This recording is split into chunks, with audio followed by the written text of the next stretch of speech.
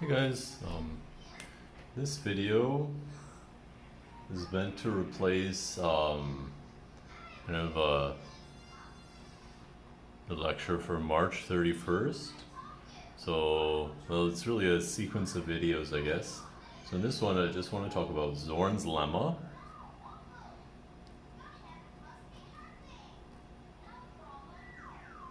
And again, this is like, you can kind of think of this as a version of I don't know, like a version of the axiom of choice. Okay, so let me remind you about Zorn's lemma. Again, this is for March 31st. Okay, so let me remind you of what Zorn's lemma says. It says, let's take a partially ordered set.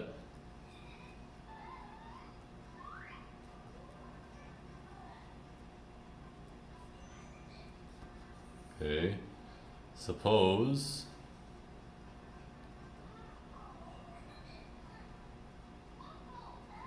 that every chain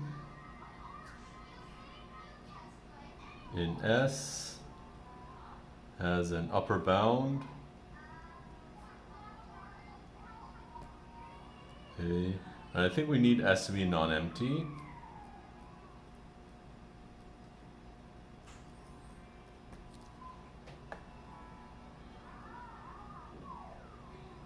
Okay.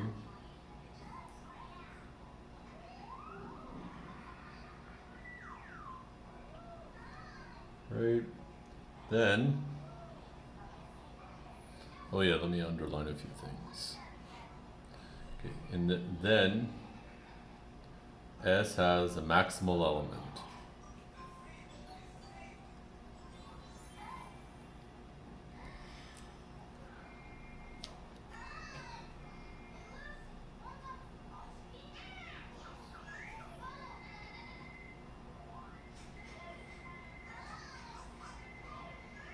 Okay, so what I definitely want to make sure to do is that we just do an example of kind of a typical application of Zorn's lemma. Okay. These usual, well, sometimes, I mean, they can come from a lot of different places, but how I usually meet them is from algebra.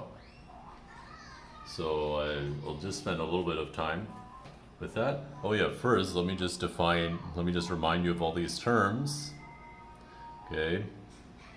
Let's call this the first thing, the second thing we need to define, and the third thing. So partially ordered set.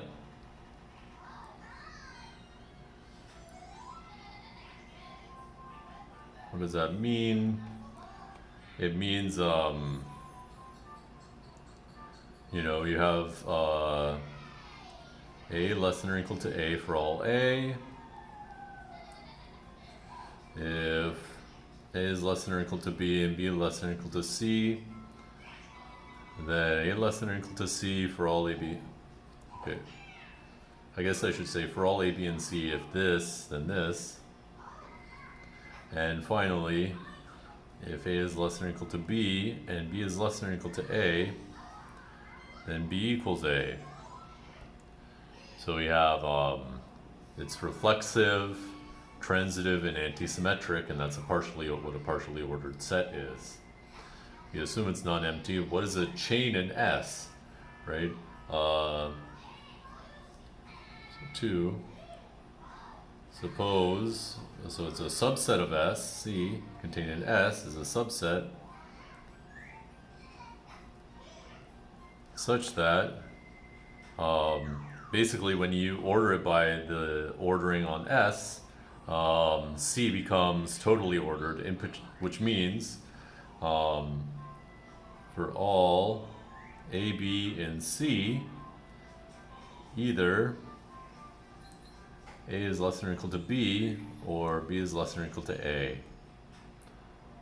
Okay. That's what a chain is.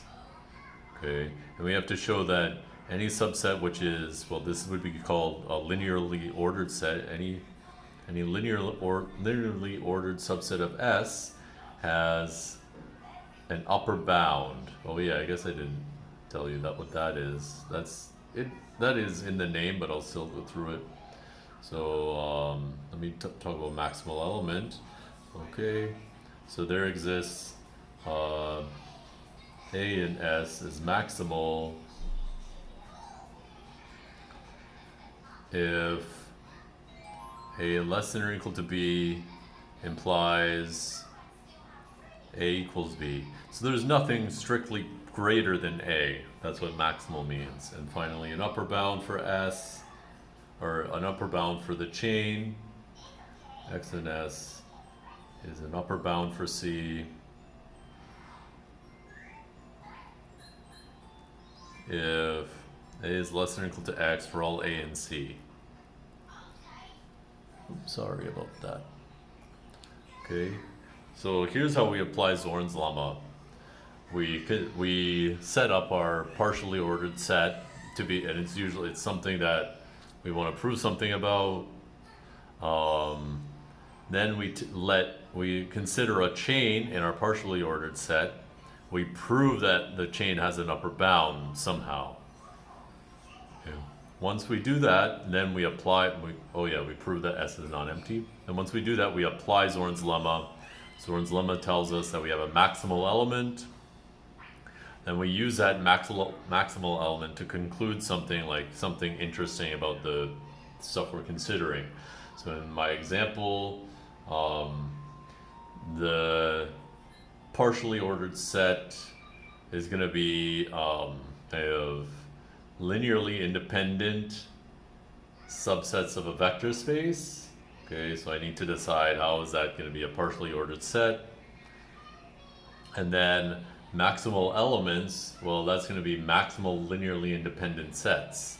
It turns out that's another word for a basis. Okay, so we're going to apply Zorn's lemma to prove that every vector space has a basis. Okay, so let's do it. So we have this theorem. Let V be a vector space. Then V has a basis. And we're assuming the axiom of choice or Zorn's lemma.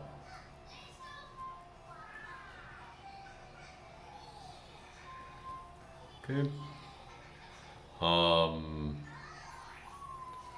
Okay.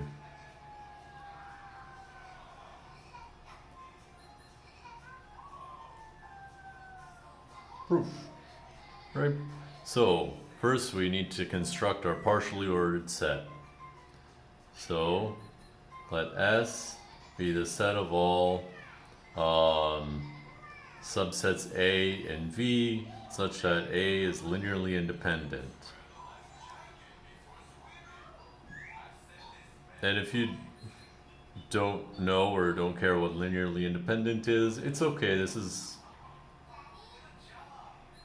I just wanted to go through like the different steps that you use when you're using Zorn's lemma. Right, this isn't really about proving that something has a basis. This is about applying Zorn's lemma. Okay, but anyways, probably we'll see what that means soon. Okay, so we're gonna consider all the linearly independent subsets of my vector space.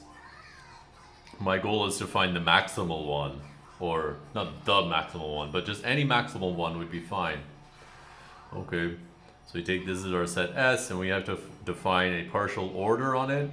Okay, if A and A prime are in S, define A less than or equal to A prime if and only if,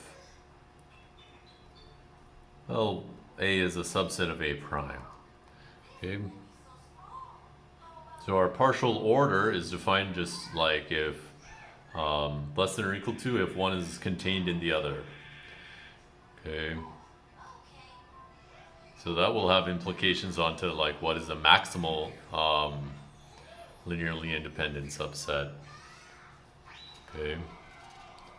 And so what we would have to do now is prove that we have a partially ordered set. Normally we don't really, for something like this, we don't have to check. So it is clear that less than or equal to is a partial order, but I'll just remind you what we would have to check, right? We have to check that A is a subset of A. That's true. That's just because we're talking about subset. Okay. If A is a subset of B and B is a subset of C, then A is a subset of C. And the third thing is that if A is a subset of B, B is a subset of A, then A equals B. Okay, this is actually true for all sets A, B, and C. So of course, if I restrict myself to all the sets which are elements of S, these are still true. Okay. So these are all true for all sets. So in particular, the ones in S. Okay, so we have a partial order. We kind of get it for free because we're talking about subsets, which we already know kind of to give a partial order. Okay. So we know we have a partially ordered set. Now we want to consider a chain in S. So let's C be a chain in S. Okay. Okay, that's a subset of S, which is linearly ordered. Okay, so the usual thing for stuff like this is to take all the elements of S to construct an upper bound for S, or for C, sorry, all the elements of C to construct an upper bound for C. So we'll just let, X maybe, to be the union of all the elements of C. In other words, it's the union of the little x's such that X is in A for some A in C. Okay? Now, X is the union of all the things in C, so it definitely contains all the things in C. So automatically we get that A is less than or equal to X for all A in C, because X is a union of all these things, so it automatically contains them. Okay, so now the tricky part is to show that not only is it an upper bound, but it's actually in S. So we need to show that X is in S. If it's in S, then it is an upper bound for C, and then we would have shown that C, every chain has an upper bound. Okay, so let's do that. And this part is like, so far if you've been wondering when is the linear algebra going to come in, this is where it comes in. This part and at the end. Okay, so we need to show that X is in S. That means we need to show that X is a subset of V, which is linearly independent. Okay,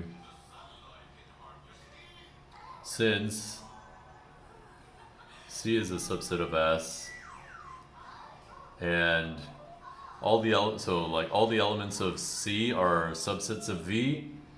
The union of all of them is also a subset of V. Okay, X is a subset of V. So just to reiterate, X is the union of all the elements of C, and if A is an element of C, then A is a subset of V. So the union of all these things is a subset of V. Okay, we need to show that X is now linearly independent. So why is it linearly independent? So we need to use the definition of linear independence and also the definition of chain. Okay, so let V1, V2 to Vn, Vnx, and be distinct. Okay, we must, and also suppose that C1 V1 plus Cn Vn equals the zero vector, linear algebra stuff, okay? And we need to show that all the CI's equal 0. If we do, we've shown that X is linearly independent. Okay.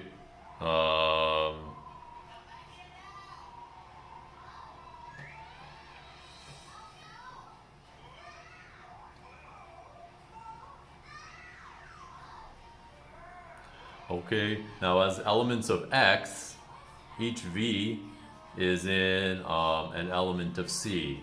So there exists A1 in X, or sorry, A1 in C with V1 is in A1, A2 with V2 is in A2, and so on. AN with VN is in AN. Okay.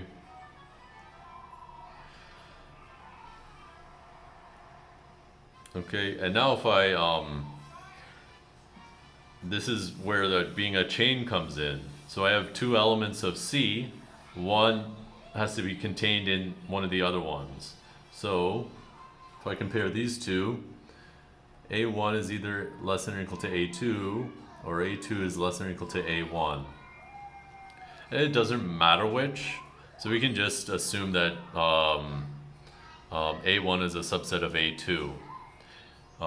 If it was the other way around, well then we can just rename them, and so we can assume that A1 is a subset of A2. So without loss of generality, A1 is a subset of A2, because one has to be a subset of the other. And now, so we have that V1 and V2 are both in A2 now. And if we compare A2 and A3, one has to be contained in the other. So again, we can assume that A2 is contained in A3. And A3, well, that has to be contained in A4. And again, if it's not, we just switch them around, like we just reorder them.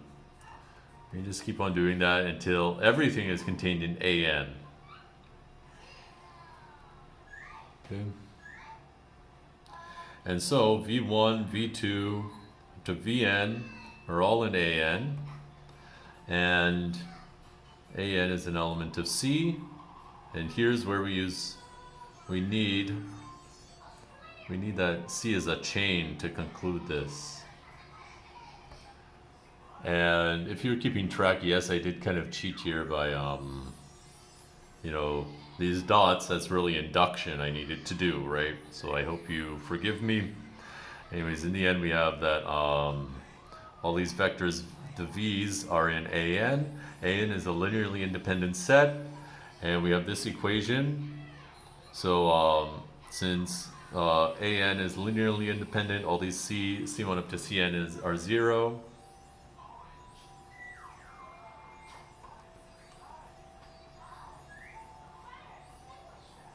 And AN is linearly independent.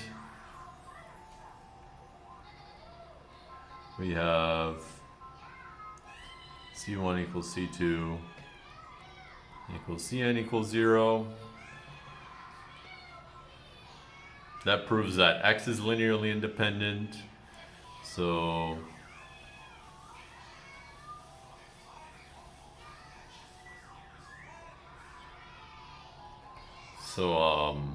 now X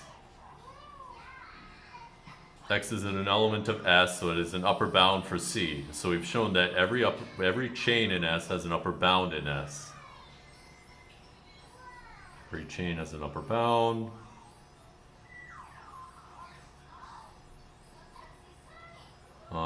We also need to show that S is non-empty.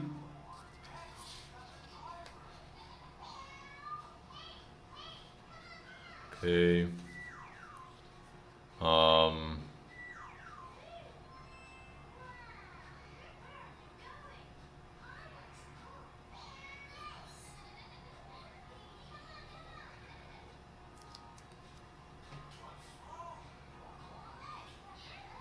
Okay, so S is non-empty. Well, for trivial reasons, the empty set is linearly independent by, we'll just say by convention. Okay.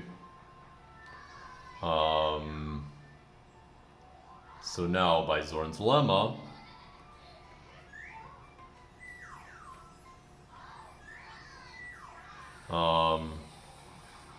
there exists a maximal linearly independent set.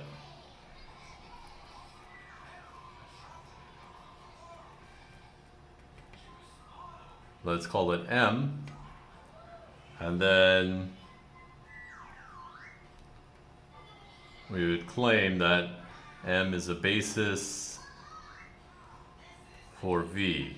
Well, basis is linearly independent and span, so I don't really, I mean, we've kind of like completed the work of using Zorn's lemma, so I don't want to say too much about proving this, but now you show that if you show that M is a basis like by contradiction. Suppose V is in V but not the span of M, and M union V is linearly independent, and that means that M is not a maximal linearly independent set. That would be a contradiction. Okay, so that tells you that there's no such V that's not in the span. Well, that means that the span of M is all of V, the end. Okay, and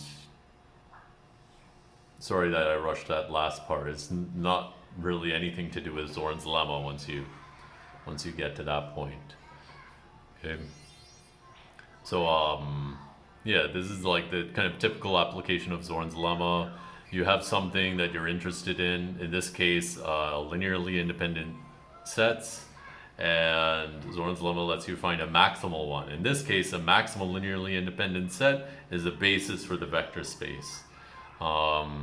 If you're interested in different things, it would be, you know, something else you might be interested in. Okay. So I'll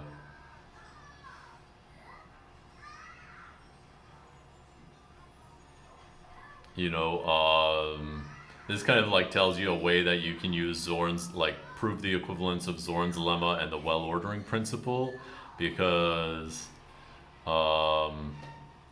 here, this is the last idea I'll leave you with.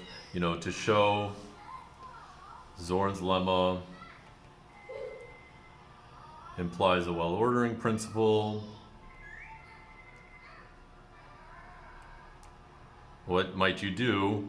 Well, you know, X is a given set, and the partially ordered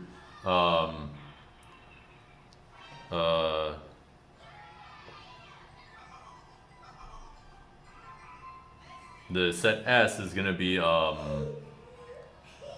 subsets, going to be like subsets Y of X, and Y with Y having a well ordering.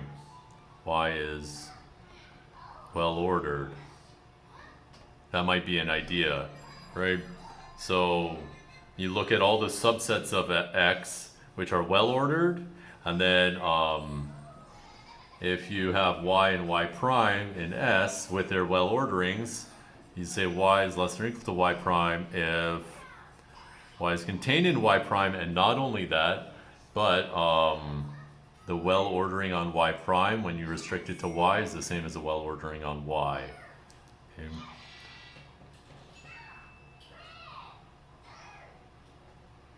And then you show, you know, that you can, you know, S has a, you have to show that every chain has an upper bound. If you do that, then you get a maximal element, and you have to show that then a maximal element has to be the entire set X. You know, just by finding like if there's something missing from my well-ordered set, I can just kind of like tack it onto the end or something, you know.